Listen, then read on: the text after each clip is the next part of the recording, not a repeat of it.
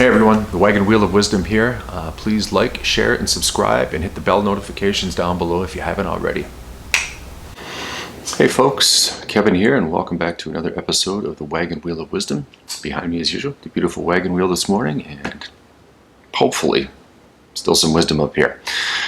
This morning's topic, I'm going to talk about something that has been brought up a few times in the community, but it doesn't seem like it's hit on a lot, and that is the topic of something called the void. To my understanding, and when most people talk about this, it's always in reference to the void of the other person not being there. I'm going to flip that around and go at this from a different angle and talk about it from how I perceive it to be. So in my lifetime, I'm pretty dang sure that I've been through the process of dealing with the void now on two different occasions, and this now on this twin flame journey being the third. And it's why I'm going to connect with this a little bit differently than just saying I'm feeling a void of my counterpart not being in my life, because I'm just not convinced that that's necessarily the case with how it's being described. So as I've talked about in other videos, I've been through the suicide of my father. I'm the one that found him. As you can imagine, the depression and the PTSD that came along with that afterwards was a giant void for me in my lifetime. The other time was after being in a narcissistically abusive relationship, which from an emotional perspective, it just absolutely rocked me to my core. For people that have been through that, you really can resonate and know what I'm talking about.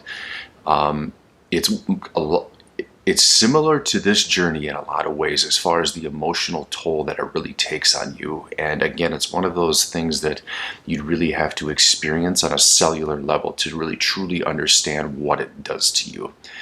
And I'm going to connect that now to this journey here. So when I'm thinking of these quote-unquote voids that I've been in my life, I guess from a metaphorical perspective, I'm just going to use what would be like an open rock pit where they mine gravel. And when you look, if you're standing up on top of, call it the precipice here, and you're looking down in, all you see is this giant hole that goes way down deep in the earth. I'm going to compare that to maybe the hole that we feel in us right now, that comes to me in two aspects. And the reason I'm going to say two aspects is I'm not necessarily convinced that the void itself is the lack of another person being there. If I'm going to compare it to my past and my present day, I think this void is just our bodies hitting the quote-unquote reset button. And we can go one of two directions on it. Number one, with this void, what are we going to fill this void with? We can go back and, well, not necessarily go back, but we can go to our old habits of filling it with whatever the ego sits there and says we should fill with it. Or as we're entering into this new functionality that we're utilizing on a daily basis, where we're starting to live in soul or beginning to live in soul, and utilizing that as call it the new things that we're going to fill this void with. So let's first talk about the void, or I'm going to talk about it from the perspective of what I'm feeling. So when I think of this void in my life right now, I'm almost numb to things, if that makes sense, from an emotional perspective. You know, I was just sitting outside this morning listening to my morning prayers and not really feeling one way or the other.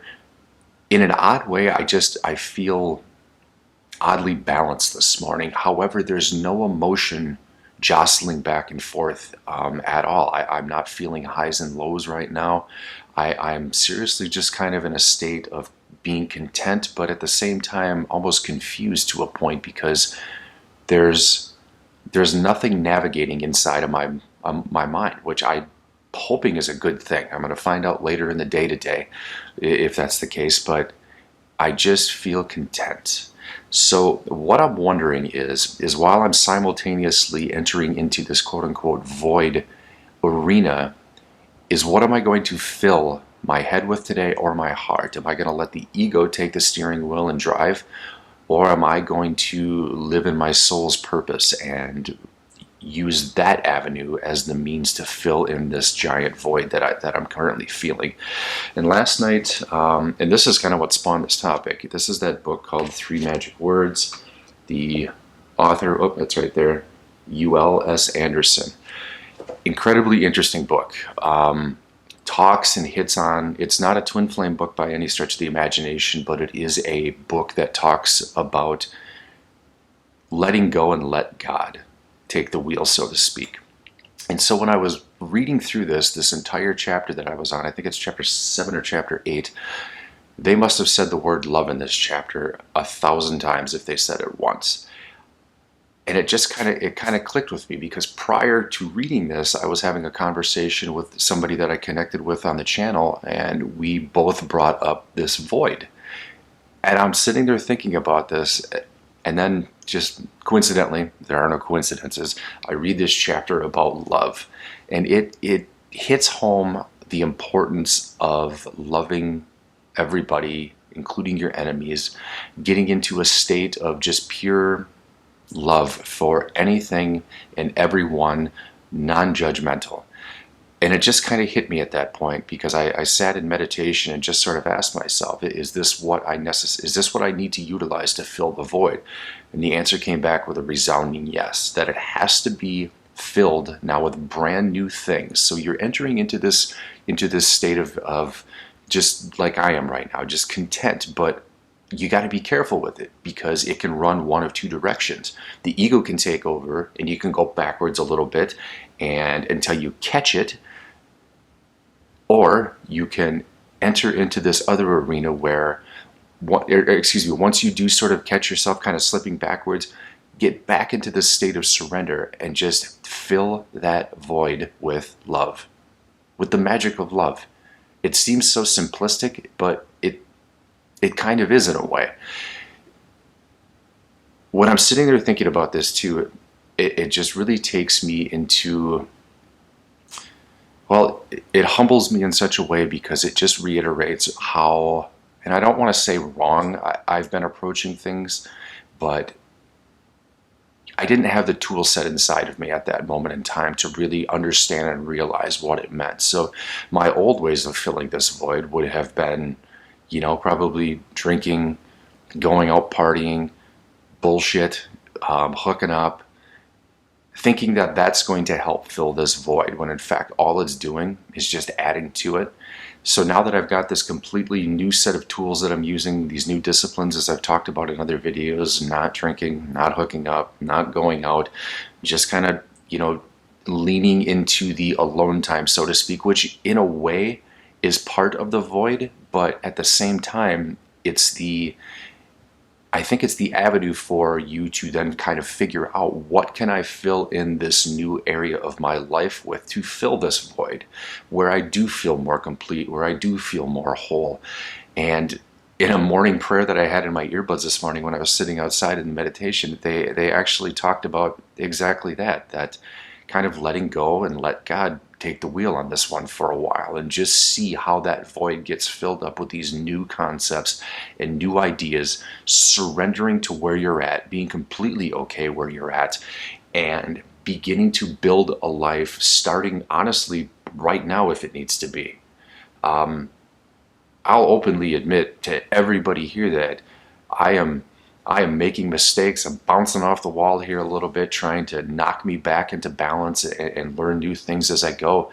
And on those hard days that I've had the last couple days, after being, in a really good state when I was up north with my friends this week, and I came back and my energy was kind of swinging back in the other directions. The thoughts again,